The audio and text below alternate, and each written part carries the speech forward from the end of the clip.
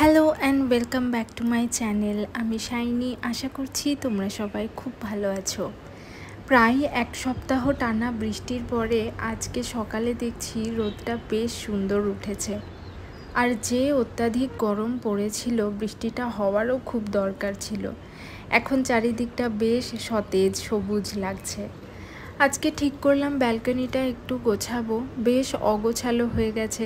আর বাড়ি থেকে ঘুরে আসার পরেও সেরকমভাবে আমি কোনো কিছুই গোছানোর সময় করে উঠতে পারিনি। আজকের ওয়েদারটা খুব সুন্দর, একবার করে খুব ঝকঝকে রোদ উঠছে আর একবার করে পুরো আকাশ মেঘে ঢেকে যাচ্ছে। আমি যখনই আমার ব্যালকনির ছবি শেয়ার করি, একটা খুব কমন প্রশ্ন পাই, সেটা হচ্ছে যে তোমার ব্যালকনিতে এত জিনিস সাজানো গোছানো থাকে, তাহলে তুমি জামা কাপড় কোথায় মেলো? আর আরেকটা প্রশ্ন হচ্ছে বৃষ্টি এলে কি করো, বৃষ্টির যে ছাট আসে সেটা এলে কি করো? প্রথম প্রশ্নটার উত্তর হচ্ছে আমার ব্যালকনির বাইরের দিকে 4টে তার আছে, যেগুলো আমাদের ডেলিকার জামা কাপড় মেলার জন্য যথেষ্ট। আমার একটুও অসুবিধা হয় না। আর এখন যেমন বর্ষাকাল, যখন তখন বৃষ্টি আসে, তার জন্য আমার একটা জামা কাপড় শুকোনোর স্ট্যান্ড আছে। তো বর্ষাকালে আমি বেশিরভাগ সময় ওই স্ট্যান্ডটা ব্যবহার করি। আর দ্বিতীয় প্রশ্নটার উত্তরে আমি কি বলবো, বর্ষাকালে জলের ছাট ব্যালকনিতে আসবে, এটা তো অবভিয়াস। তবে সেটা তো আর সব সময় আসে না, মাঝে সাঝে হয়তো যখন অতিরিক্ত বৃষ্টি হচ্ছে তখনই আসে। আদারওয়াইজ কিন্তু আমার ব্যালকনিতে এরকম না যে বৃষ্টি হলেই একদম জলে ভরে যায়, সেরকম কিন্তু না। অত্যাধিক যদি বৃষ্টি হয়, তার সাথে প্রচণ্ড জোরে হাওয়া চলছে, এরকম সিচুয়েশন হলে তখন কিন্তু জল আসে ব্যালকনিতে। সেরকম সিচুয়েশন হলে আমার যা যা জিনিসপত্র সরানোর মনে হয়, আমি সেগুলো একটু সাইড করে রেখে দিই।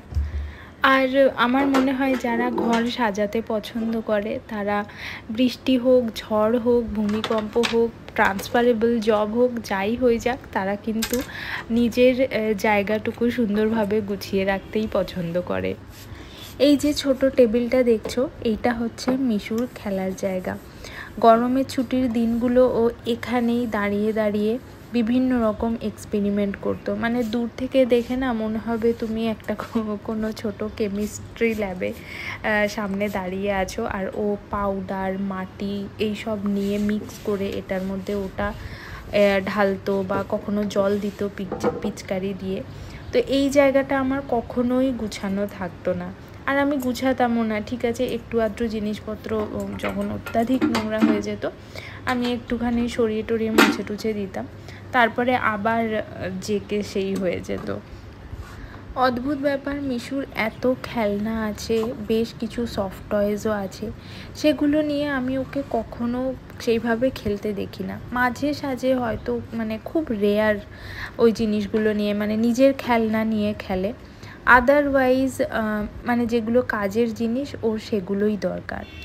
জানি না, মনে হয় সব বাচ্চারাই এমন হয়, বড়োদেরকে যে জিনিসগুলো ইউজ করতে দেখে সেগুলোই ওরা নিতে আমার মনে হয় বেশি পছন্দ করে। আমার এই মানি প্ল্যান্টটার ট্রেলসগুলো বেশ লম্বা হয়ে গেছে, আর দেখতেও বেশ খাপছাড়া লাগছিল বলে আমি একটু ট্রিম করে দিচ্ছি, তাহলে একটু ঘনও হবে গাছটা আর শেপেও থাকবে।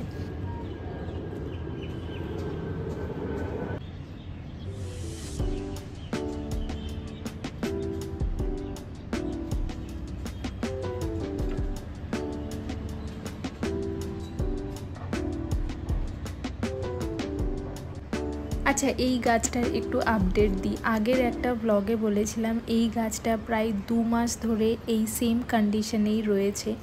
তো এক দিদি আমাকে বলেছিলেন যে গাছটা বাইরে রাখো, তাহলে দেখবে সুন্দর থাকবে, গ্রো করবে। প্রায় 2-3 সপ্তাহ মতো হয়ে গেল গাছটা বাইরে আছে, কিন্তু কোনো উন্নতি দেখছি না, আবার অবনতিও নেই। ঠিক আছে, ও যেমন নিজের মতো থাকতে চায় থাক, ওটাকে নিয়ে আমি আর বেশি ঘাটাঘাটি করছি না। যদি ইচ্ছা হয় তাহলে নিশ্চয়ই কখনো না কখনো গ্রো করবে।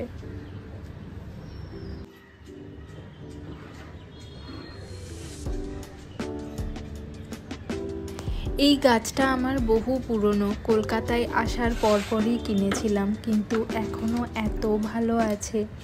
আর আমি সবসময় যখনই গাছ কাটিং করি এরকমভাবে জলের মধ্যে রেখে দিই। এই কাটিংগুলো আমার ব্যাকআপ আর কি, যদি কখনো কোনো গাছ নষ্ট হয়ে যায় আমি এখান থেকে নিয়ে আবার সুন্দর করে প্লান্ট করে দিই।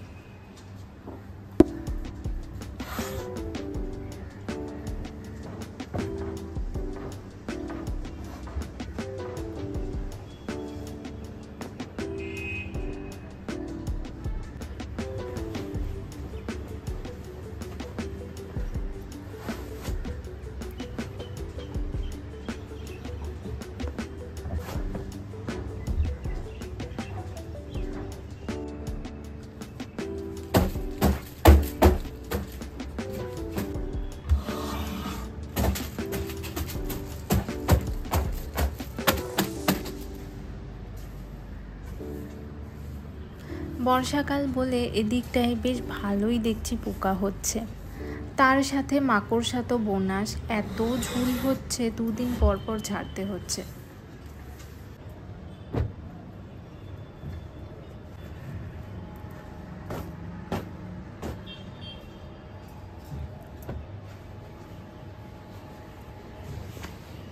সাদা জিনিসপত্রের এই একটা সমস্যা, যদি বেশি দিন আলমারিতে রেখে দেওয়া হয় তাহলে কীরকম একটা যেন হলুদ একটা স্টেইন চলে আসে। এই কাভারগুলো বেশ কয়েক মাসও হয়েছে আমি ব্যবহার করিনি, তো আজকে যখন বের করলাম দেখছি একটা কীরকম হলদেটে ভাব হয়ে গেছে। আমার মনে হয় সাদা জিনিস যতটা রেগুলারলি ব্যবহার করা যায় ততই ভালো থাকে। ইনফ্যাক্ট আমি 1-2টো শিবমের শার্টও লক্ষ্য করে দেখেছি, যতই আমি ধুয়ে পরিষ্কার করে রাখি অনেক দিন যদি থাকে আলমারিতে তাহলে ভাজে ভাজে কীরকম একটা হলদে দাগ হয়ে যায়। বেস্ট হচ্ছে সাদা জিনিস নিয়মিত ব্যবহার করো, তাহলে বেশি ভালো থাকবে।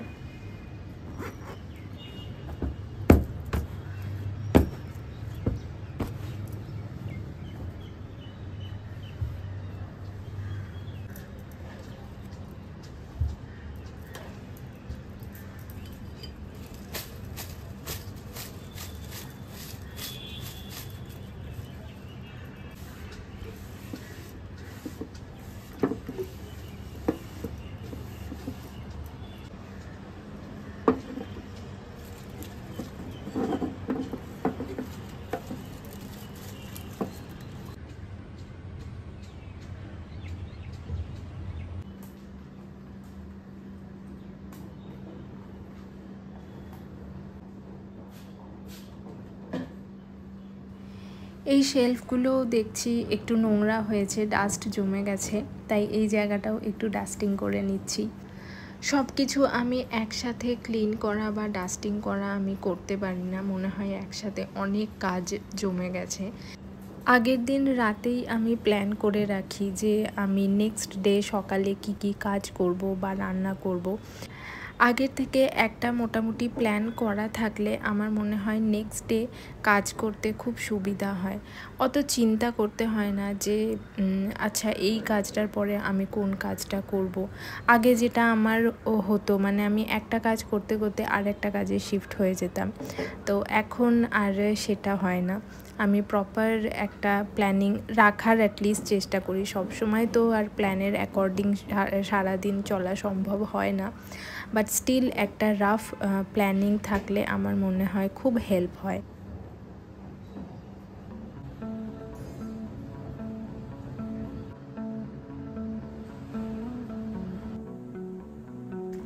Welcome to my kitchen. চলে এসেছি ব্রেকফাস্ট বানাতে।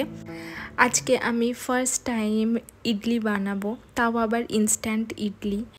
এর আগে আমি কোনো দিনই ইডলি বানাইনি, ধোসাটাই বেশি বানাই আমি।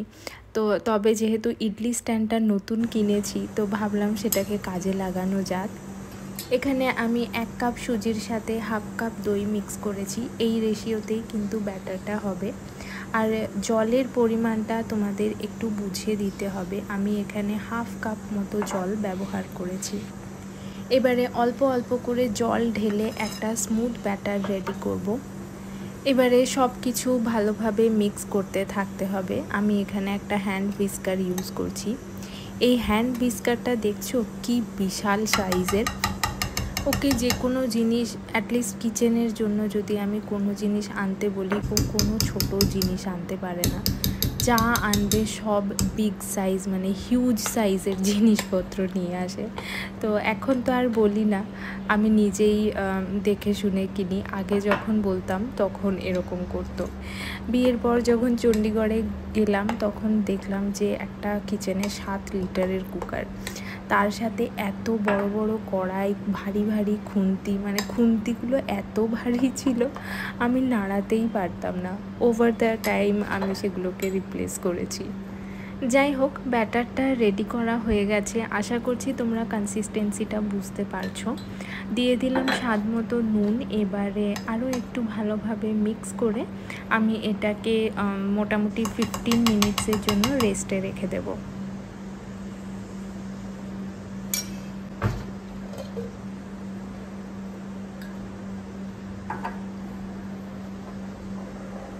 আজকে আমি ইডলির সাথে সাম্বারও বানাবো, তো তার প্রিপারেশনটা আমি আগেই করে রেখেছি। সাম্বারের জন্য আমার ডাল সেদ্ধ করাও হয়ে গেছে। ডালের মধ্যে আমি অল্প একটু গাজর আর বিনস দিয়েছিলাম সেদ্ধ করার সময়।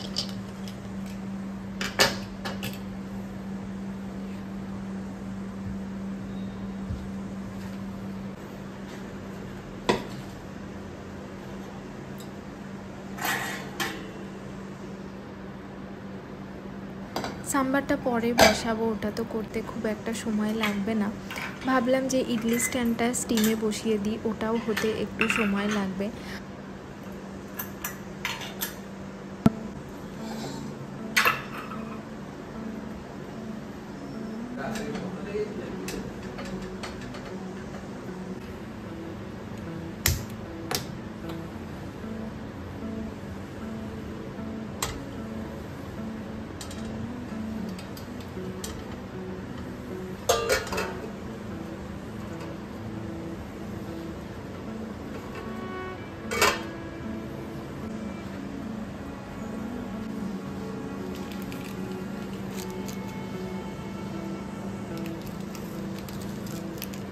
ব্যাটারটা 15 মিনিটসে রাখা হয়ে গেছে। এবারে আমি ব্যাটারটার মধ্যে একটু ইনো দিলাম, ওই মোটামুটি 1.5 চামচ মতো, ছোটো চা চামচের। এবারে ফাইনালি ভালোভাবে সব কিছু আরও একবার মিক্স করে নিচ্ছি। আমার না ব্যাটারটা বানানোর পরে, ইডলিটা যেহেতু এখন বানানো হয়ে গেছে, আমার মনে হচ্ছিল আর একটু, মানে জাস্ট স্লাইটলি যদি 2 চামচ মতো আমি জল আরও মিক্স করতাম তাহলে আরও ভালো হতো ব্যাটারটা। আমার মনে হয়েছিল যে একটু কনসিস্টেন্সিটা ঠিক ছিল।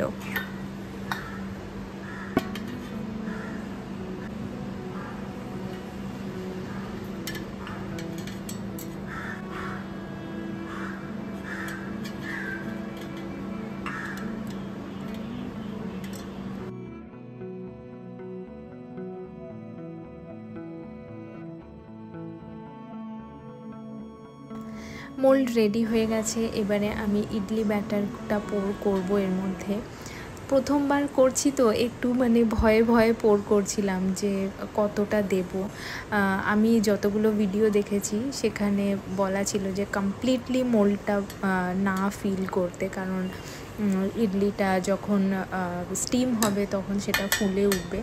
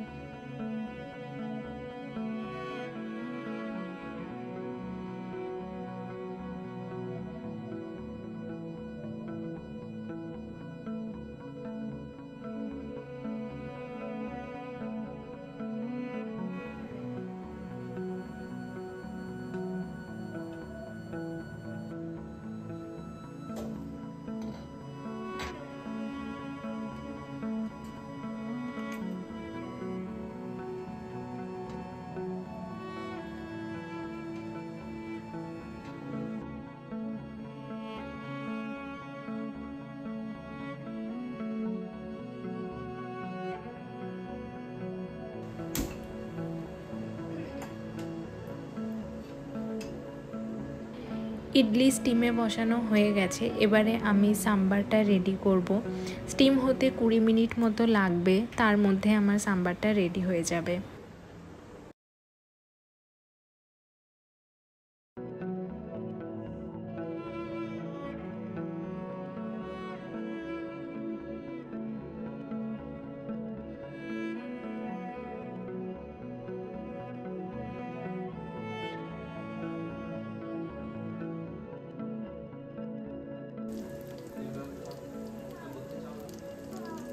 ফোড়নে দিলাম সর্ষে, হিং, তার সাথে কয়েকটা মেথি দানা, শুকনো লঙ্কা আর কারি পাতা।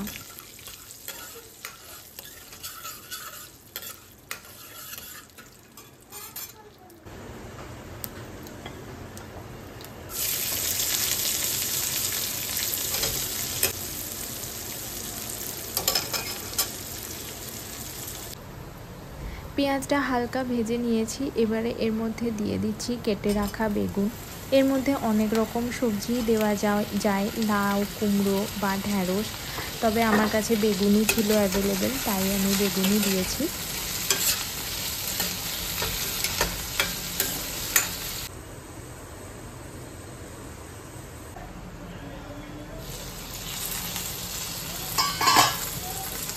বেগুনটা হালকা ভাজাও হয়ে গেছে আর সেদ্ধও হয়ে এসেছে।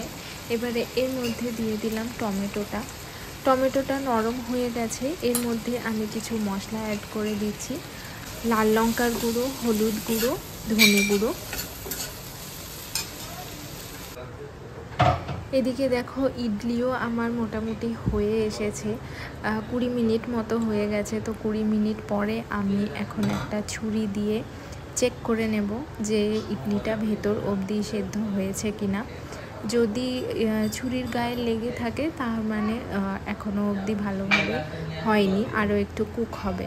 তো আমার ছুরি ক্লিন বেরিয়েছে, তাও আমি আরও 5 মিনিট মতো গ্যাস বন্ধ করে এটা ঢাকা দিয়ে রেখে দেব। এই মশলাটা কষানো হয়ে গেছে। এবারে এর মধ্যে দিয়ে দিতে হবে তেঁতুলের পাল্প।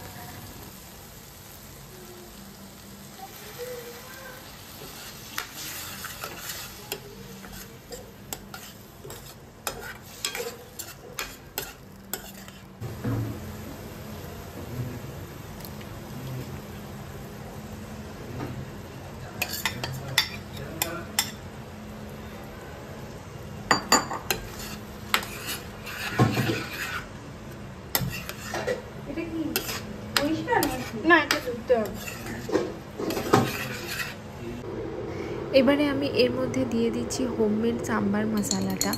আরেকটা কথা বলে রাখি, সাম্বার মশলাটা কিন্তু যখন গুঁড়ো মশলা দেবে তখনও অ্যাড করা যেতে পারে।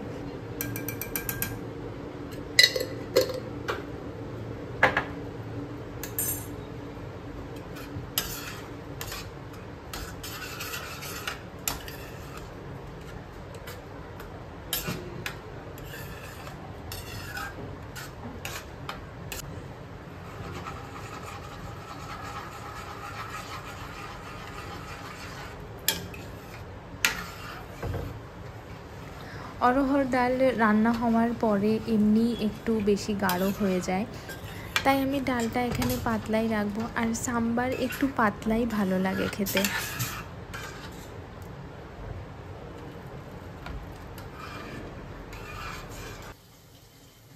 দিয়ে দিচ্ছি পরিমাণ মতো নুন আর দিয়ে দেব সামান্য পরিমাণে গুড়, জাস্ট টু ব্যালেন্স দ্য সাওয়ারনেস।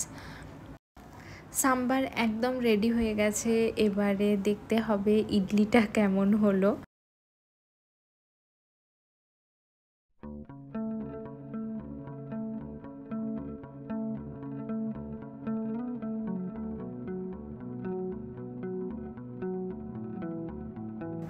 একদম পারফেক্ট তো বলবো না, তবে ক্লোজ টু পারফেক্ট হয়েছে।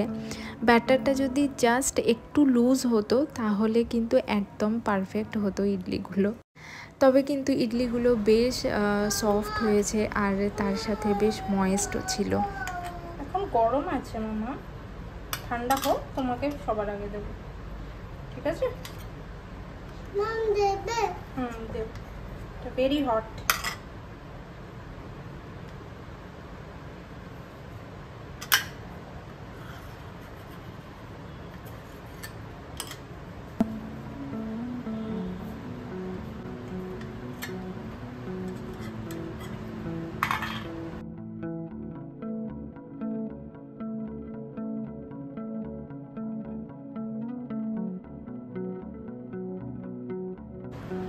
দেখতেই পাচ্ছ আরেকজন অস্থির হয়ে পড়েছে খাবে বলে।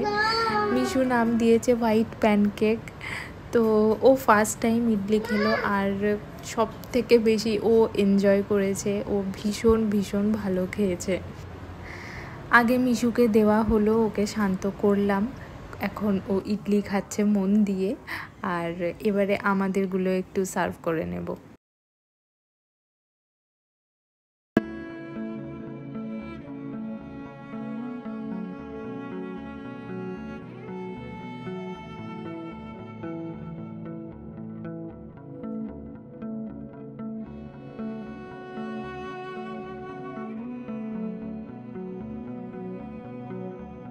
আজকের ব্লগটা তাহলে এখানেই শেষ করছি। ব্লগটা যদি ভালো লাগে অবশ্যই একটা লাইক করো আর ফ্রেন্ডস অ্যান্ড ফ্যামিলির সাথে শেয়ার করো। আর যারা আমাকে নতুন দেখছো, আমার কন্টেন্ট যদি ভালো লাগে অবশ্যই চ্যানেলটাকে সাবস্ক্রাইব করে নিও। আবার খুব তাড়াতাড়ি দেখা হবে একটা নতুন ভিডিওর সাথে। Till then bye and take care.